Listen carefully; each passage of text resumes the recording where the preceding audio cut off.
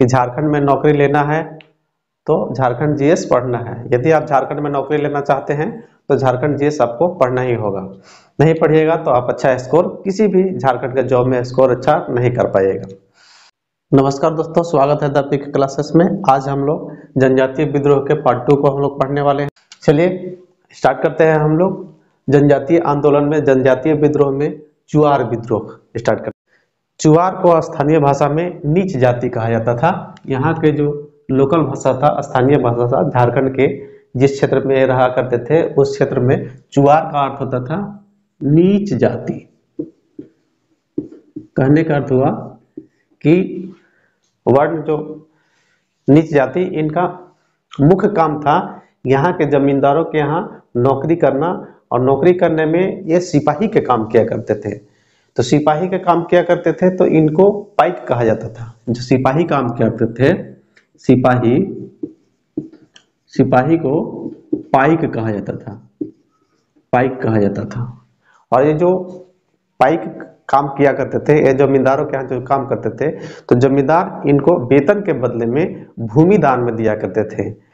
तो जो भूमि दान में दिया जाता था, भूमि वेतन के बदले, उनको पाइकान भूमि कहा जाता था। पाइकान भूमि, ये सब बहुत बार पूछा जाता है, हर एग्जाम में पूछा जाता है। झारखंड के जितने भी एग्जाम है ये सब पूछा जाता है।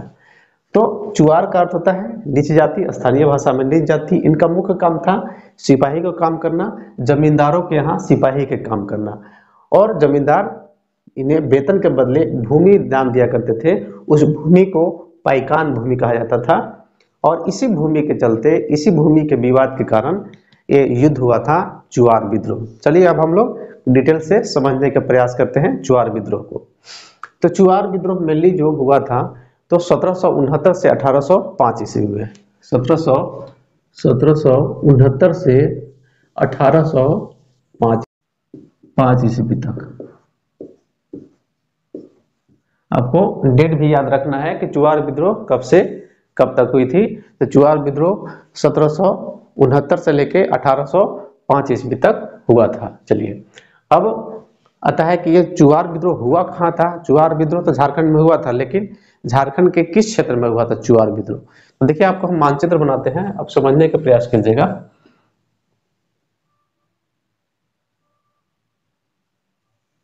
लगभग में इस तरह के आपको झारखंड के मानचित्र है।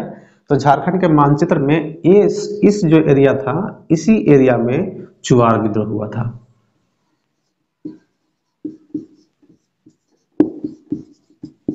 चुआर विद्रोह। अब इस एरिया के क्या नाम है, इस एरिया के क्या नाम है, तो इस एरिया को उस टाइम पे इसको जंगल महल के नाम से जाना जाता था। जंगल महल,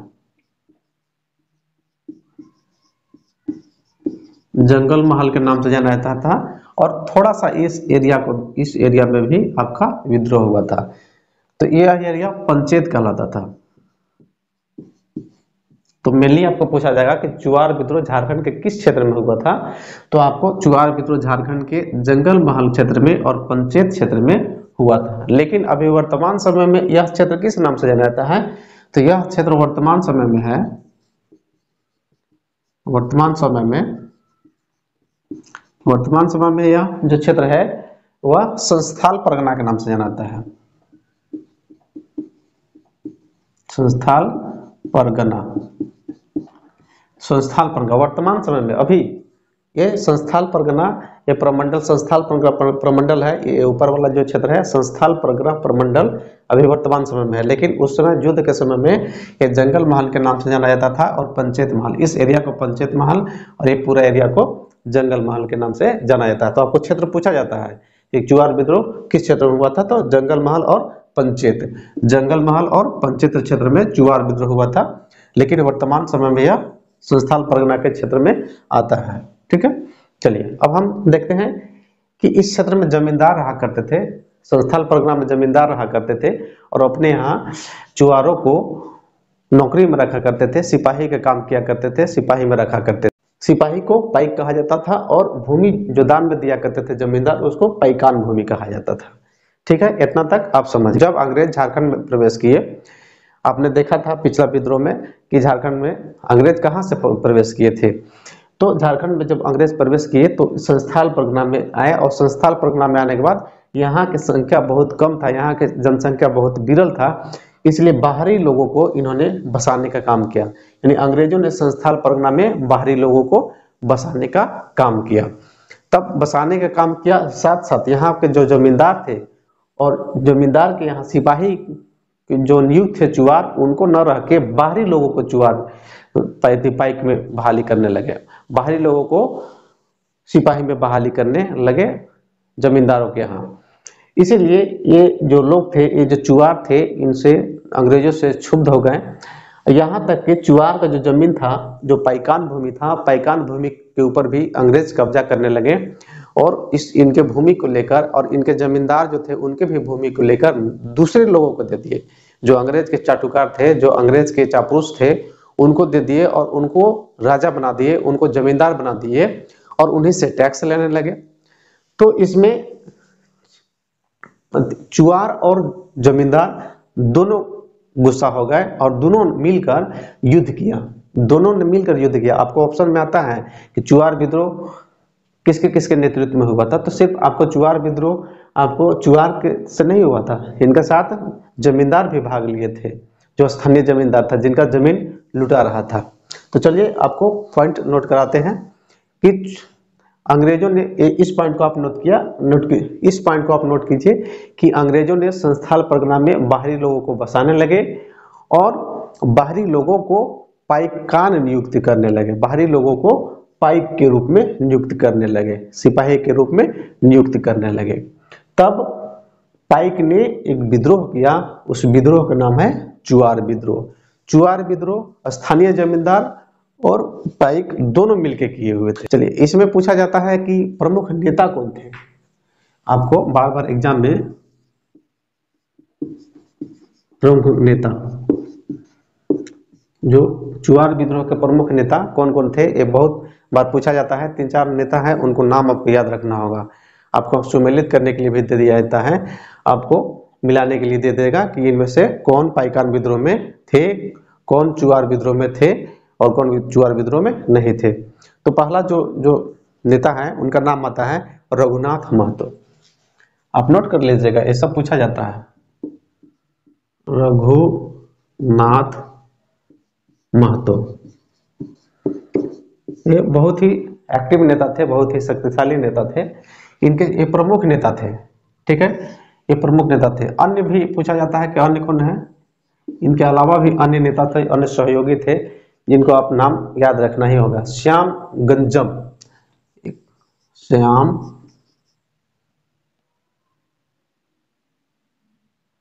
गंजम, श्याम गंजम एक नेता थे। इसके बाद सुबल सिंह, याद रखिए सुबल सिंह, सुबल सिंह, सुबल सिंह नेता थे। जगन्नाथ पातर, जगन्नाथ पातर, जगन्नाथ ढाल वाला नहीं, ये दूसरा जगन्नाथ पातर थे। इसके बाद मंगल सिंह थे, मंगल सिंह वो सिपाही विद्रोह वाला मंगल सिंह नहीं, आप समझिएगा, दूसरा मंगल सिंह थे। इसके बाद है लाल सिंह, लाल सिंह। इसके बाद है दुर्जन सिंह,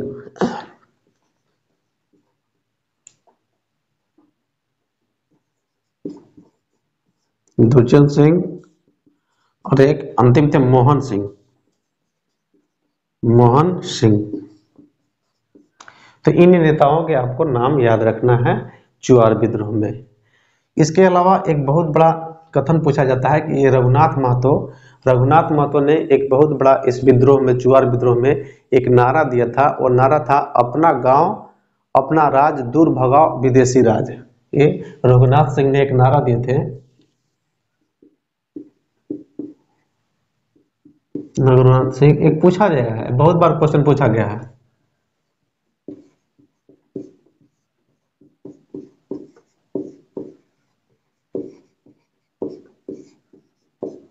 अपना गांव अपना राज, दूर भगाओ विदेशी राज।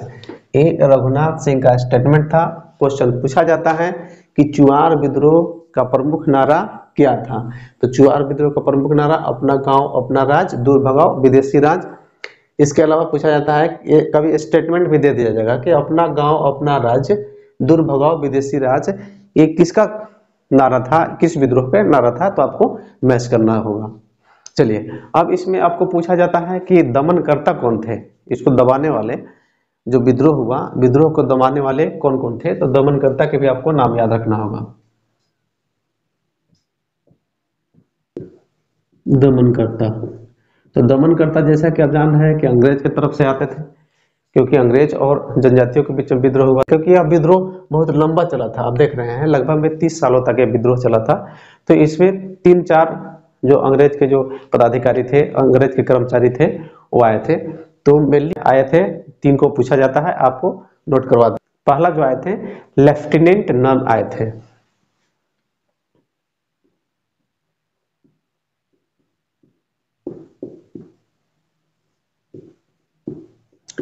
पहला जो थे लेफ्टिनेंट नन आए थे। दूसरा आए थे कैप्टन फोर्बिस।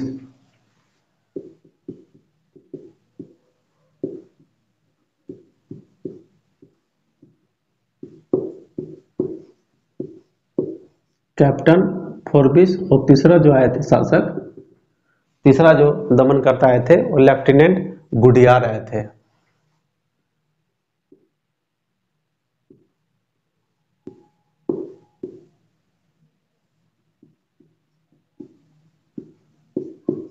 लेफ्टिनेंट गुडियार, ये तीनों का नाम को आपको याद रखना है।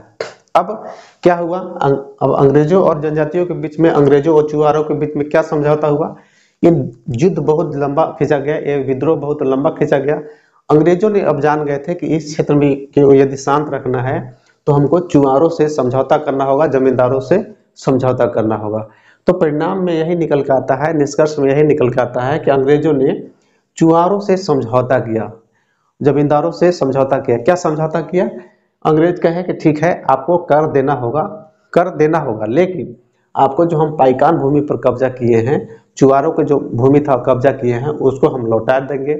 इसके अलावा जो स्थानीय जमींदार है वो जो स्थानीय जमींदार ही रहेंगे, उनकी भूमि की नहीं लौटाई जाएगी।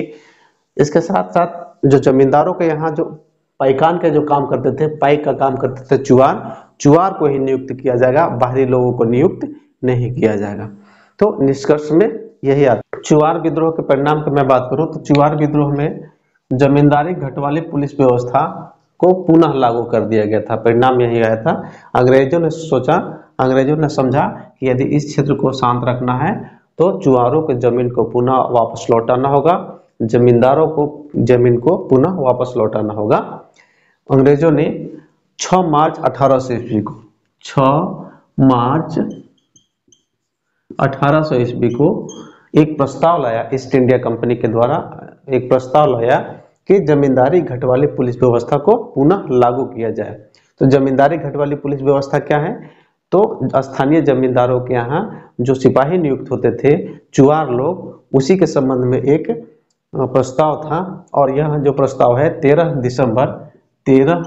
दिसंबर 1805 ईस्वी को लागू कर दिया गया। ये आपको डेट पूछा जाता है कि जमींदारी घटवाली पुलिस व्यवस्था कब लागू किया गया और कब इसके संबंध में अधिसूचना जारी की गई। तो प्रस्ताव कब जारी किया गया, तो 6 मार्च 1800 ईस्वी को ईस्ट इंडिया कंपनी के द्वारा, और लागू कब किया गया, तो 13 दिसंबर 1805 ईस्वी में। जमींदारी घटवाली पुलिस व्यवस्था किस युद्ध से संबंधित है, तो आपको चुआर विद्रोह से संबंधित है। जमींदारी घटवाली पुलिस व्यवस्था क्या है, तो स्थानीय जमींदार के यहाँ चुआरों लोग को सिपाही के रूप में नियुक्त करना जमींदारी घटवाली पुलिस व्यवस्था था। आप इसको पढ़िए और समझने का प्रयास कीजिए। यदि आप नए हैं तो चैनल को सब्सक्राइब कर दीजिए।